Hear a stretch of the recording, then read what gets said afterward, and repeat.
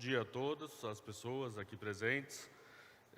Eu sou André, atualmente estou como vice-presidente do comitê do Sorocaba e Médio Tietê, em São Paulo, e vou apresentar aqui rapidamente a nossa situação e as formas que a gente criou lá para resolver, que não é uma inovação, talvez, mas seja uma intensificação do próprio processo do Comitê de Bacia. Deixa eu ver se eu consigo mudar aqui. Qual muda?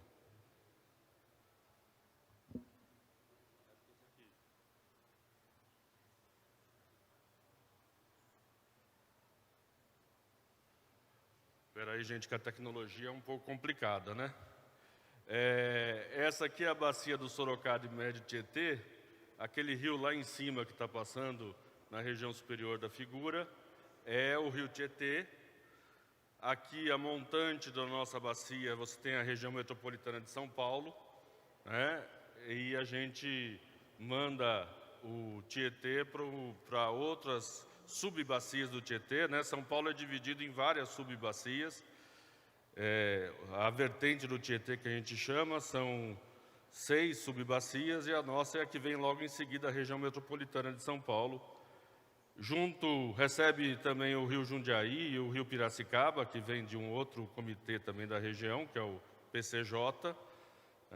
E nessa região, que inclui Sorocaba, Campinas, São Paulo, a gente chama em São Paulo de macrometrópole paulista. Hoje, com cerca de 20 a 30 milhões de habitantes, 18% da população do Brasil, nessa região, né? E é uma região que tem, desde 2014, 2015, passado por várias crises sucessivas de recursos hídricos. Opa!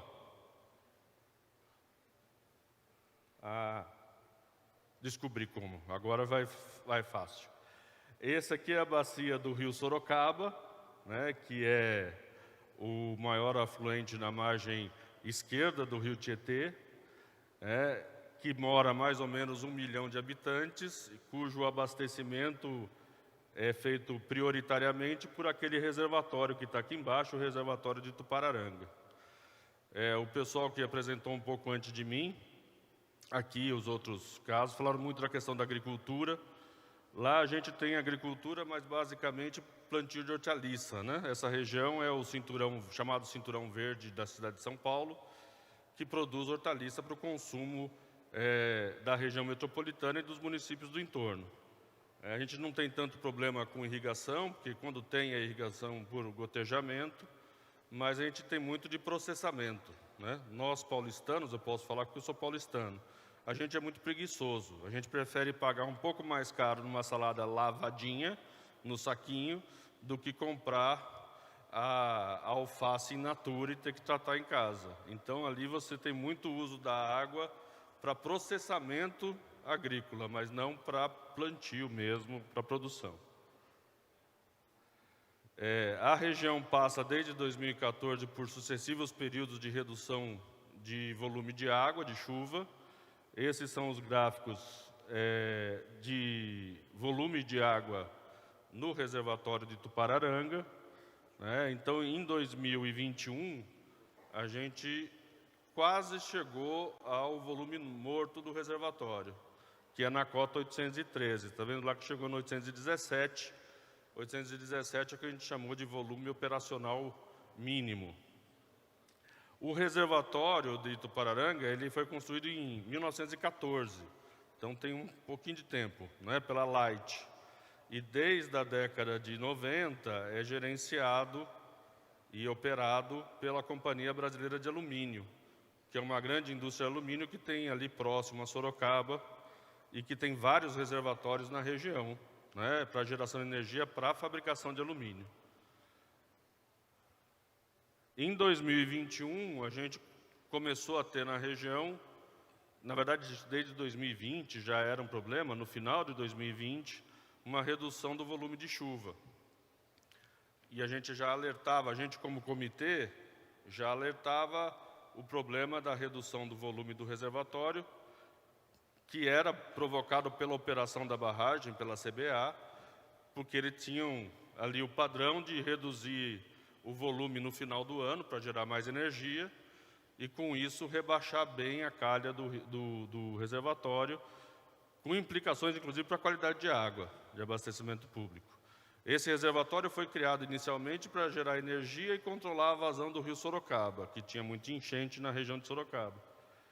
Mas desde 78 ele é usado 90% do abastecimento da cidade de Sorocaba, e 100% da cidade de Votorantim, mais ou menos 1 milhão de habitantes. Então, em 2021, com a redução das chuvas, a gente, e com a boa vontade da empresa, da CBA, tem que deixar claro que a gente já tinha discutido isso com a CBA em momentos anteriores, mas só em 2021 que eles resolveram estreitar a discussão junto ao comitê. Então, a gente montou um GT de crise com a iminência do reservatório chegar no volume morto. Na última licença da CBA, foi acordado entre o comitê e a empresa, acordado de forma extraoficial, uma vazão de efluente, uma vazão do reservatório mínima de 6 metros cúbicos por segundo. Porque abaixo de 6 metros cúbicos por segundo, a calha do rio Sorocaba começava a apresentar mau cheiro e baixo oxigênio. Então, para melhorar a qualidade da calha do rio Sorocaba, que passa por dentro da cidade de Sorocaba, foi acordado com a com a operadora da barragem, uma vazão mínima. Hoje a gente chama isso de vazão ecológica. A gente dá até o nome de vazão sanitária lá, mas não foi uma coisa meio empírica. A CETESB, na época, que é o órgão regulador e fiscalizador da qualidade, falou assim, toda vez que baixa de 6 metros cúbicos, começa a cheirar mal e o povo reclama. Então vamos manter 6 metros cúbicos. Só que se mantesse 6 metros cúbicos de saída, o reservatório secava. Então eles vieram junto, montamos um grupo que envolvia atores de toda a região, com várias empresas, as concessionárias de abastecimento, as universidades, os municípios, a OAB, todo mundo, para discutir como resolver o problema. E a gente ainda está fazendo reuniões, ainda estamos no período de discussão. Inicialmente, a gente fazia reunião semanal para avaliar a quantidade de água que entrava, a quantidade de água que saía, para organizar isso. Agora, a gente já está fazendo reuniões quinzenais. Acho que ajudou também um pouquinho a questão das reuniões serem online, porque a gente estava já no meio estava ainda, como estamos ainda, no meio da pandemia. Mas talvez o comitê do Sorocaba é de 95, faz bastante tempo. Talvez esse seja o caso que mais movimentou as pessoas no comitê, porque a água chegou, quase a acabar ali na região. Esse é o diagrama unifiliar ali do Sorocaba, não está muito claro, mas só para exemplificar que o DAE na região, ele tem a indicação de todas as retiradas e retornos, a gente tem o balanço hídrico muito bem feito do reservatório. Então, a gente consegue fazer uma gestão da demanda de água, gestão da disponibilidade de água. O que falta é a gente fazer o contrário, a gestão da demanda. A gente sabe quanto de água tem. O problema é que, nos últimos anos, a quantidade de água que vem pela chuva está muito abaixo da média. Atualmente, a gente tem, nos últimos 6 meses, a média é 25% da média histórica da água que entra no reservatório. Então, é um volume muito baixo, considerando a média histórica. E a gente tem uma média histórica desde 1914, porque o reservatório foi construído em 1914. Então, há monitoramento da vazão desse rio desde 1914, mais de um século. Então, a gente tem discutido isso frequentemente com os municípios, principalmente pensando na manutenção do volume do reservatório, porque tem os usos a montante.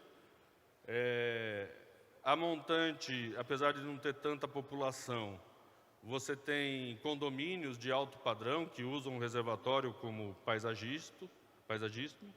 Se você tem agricultura, não essa agricultura em larga escala, são pequenas propriedades rurais com plantio de hortaliça, mas vários plantios por ano e uso de água no processamento, né? Lavagem de cenoura, limpeza de cebola. Hoje você vai no mercado, pelo menos lá em São Paulo é tradição, você vê tudo lavado já, né? Você gasta menos água em casa, mas em compensação gasta-se muito na produção.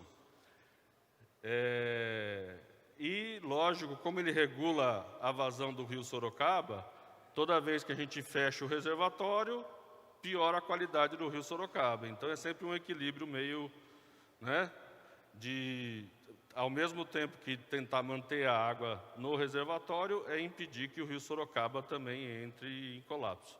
Porque também tem abastecimento a jusante do reservatório em outros municípios. Não ficou muito claro aqui, talvez falte um pouquinho, mas a região do reservatório de Tupararanga é uma APA, é uma área de proteção ambiental desde 98. Mas isso não tem resultado também em melhoria da qualidade, porque, como todos vocês sabem, como trabalham em comitês de bacia, um dos entraves para as políticas de recursos hídricos é que os municípios têm a prioridade e a responsabilidade no uso e ocupação do solo. Então, mesmo sendo uma APA, que é uma unidade de proteção ambiental, todo o território da bacia do Itupararanga, você ainda está tendo uma pressão de ocupação urbana nessa região muito forte, que se intensificou depois da pandemia. Eu acho que é uma coisa que talvez a gente tenha que estudar nos próximos anos. A migração de pessoas da região metropolitana de São Paulo para o interior em função do home office se intensificou muito nesse período, na pandemia e pós-pandemia, né? Ali tinha muita residência de veraneio, que virou residência oficial nesse último tempo. Tem quanto tempo ainda? Já deu os 10 minutos, mas pode concluir. Então só vou concluir aqui, né? Tá. Os resultados dessas reuniões semanais, atualmente a gente está aplicando a vazão mínima do rio, né, o Q710, que é 2,5 metro cúbico por segundo. Mas a gente já chegou a 1,75 metro cúbico por segundo, sempre monitorando as captações a jusante para ver se não havia problema na qualidade. Isso provocou, inclusive, aumento de fiscalização, porque toda vez que você reúne as pessoas para discutir água, a culpa sempre é dos outros, né? Então, as concessionárias falavam que a culpa era dos agricultores da cabeceira, que jogavam fertilizante e captavam muita água. Como a gente tinha pouco dado dos agricultores, porque eles normalmente não fazem outorga, a quantidade de outorga rural é muito menor do que da outorga urbana, vivia essa lenda. Mas agora a gente já conseguiu aumentar a fiscalização, depois tem um dado ali que eu deixo à disposição de vocês, dos ganhos que a gente teve com a fiscalização em função dessa crise, né? E, só para terminar, houve uma divulgação muito maior na região, né? Porque o comitê, apesar de existir desde 95, como todos vocês aqui trabalham com comitê, sempre alguém pergunta assim, mas o que faz esse TAR de comitê, que eu nunca vi, né? Então, pelo menos, a gente está sendo mais visto na região. E só para encerrar mesmo, já que meu tempo já foi, a gente ainda tem desafios, porque mesmo que a gente conseguiu manter o nível do reservatório, agora nós estamos num período de estiagem, a água que sai ainda é maior do que a água que entra no reservatório, então ele está baixando o seu volume. Provavelmente a gente vai ter que aumentar a vazão de saída para garantir o rio Sorocaba, a qualidade do rio Sorocaba. E a gente sempre tem muito problema com os municípios, que eles demoram muito para entender que isso é uma emergência. Em 2014, 2015, na famosa crise hídrica que pegou a região metropolitana, isso já era um problema. Logo em seguida a gente se reuniu com os municípios, e os municípios não tinham nenhum tipo de mecanismo ou política pública esperando para quando acontecesse de novo. Aconteceu de novo em 2018, com menor intensidade, está acontecendo de novo agora. E ainda são poucas as políticas públicas para tentar minimizar o problema da falta d'água o tempo inteiro. E uma outra coisa que é interessante também é a terceirização da gestão, né? A maior parte dos municípios no estado de São Paulo, eles são operados pela Sabesp, que é uma empresa estadual, né? E muitas vezes o município terceiriza a gestão, que devia ser responsabilidade dele, para a Sabesp. Então você pergunta para o município: e aí, município, vocês vão fazer racionamento de água para evitar a falta d'água? Ah, pergunta para a Sabesp. Só que a Sabesp não tem essa responsabilidade, ela é uma concessionária. Ela não é a responsável pela gestão do recurso. Mas os municípios terceirizam, até porque não tem corpo técnico, é uma discussão bem longa, que nem vai dar tempo de fazer aqui. Mas eu disponibilizo depois a apresentação. Perfeito. Para quem quiser ter mais informações a respeito. Obrigado, gente. Ok, obrigado, André. Excelente apresentação, né?